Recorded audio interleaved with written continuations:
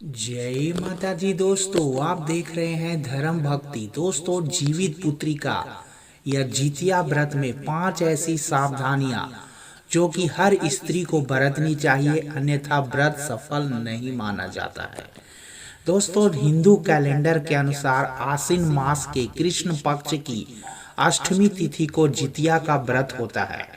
जितिया का व्रत कठिन व्रतों में से एक है।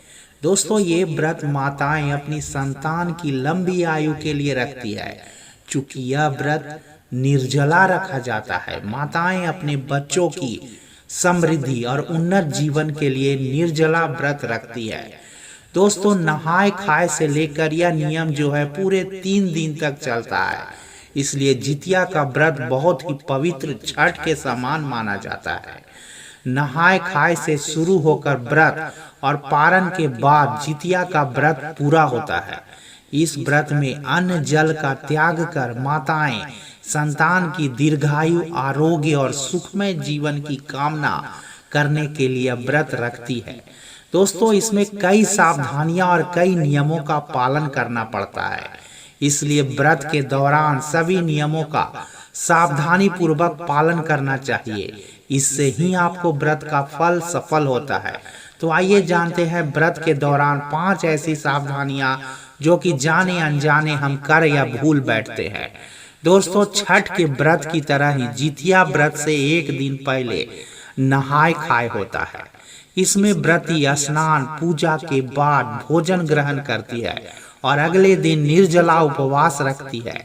इसलिए नियम के तहत नहाय खाए के दिन भूल कर भी लहसुन, प्याज, मांसाहार, तामसिक भोजन परिवार में किसी को भी नहीं करना चाहिए। जितिया का व्रत यदि आपने आरंभ किया है तो उसे हर साल रखें।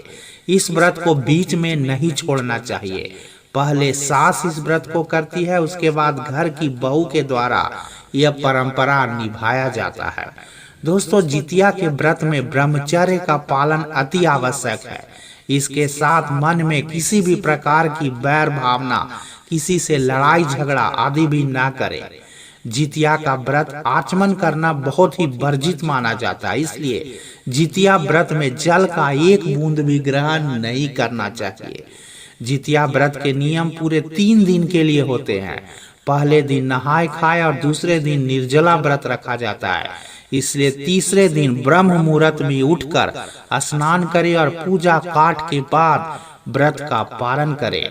दोस्तों, पूजन विधि में आप प्रदोष काल में गाय के गोबर से पूजा स्थल को लीप कर स्वच्छ कर छोटा सा तालाब बनाए और शालिवाहन राजा के पुत्र धर्मात्मा जीमूत वाहन की पूजा करें।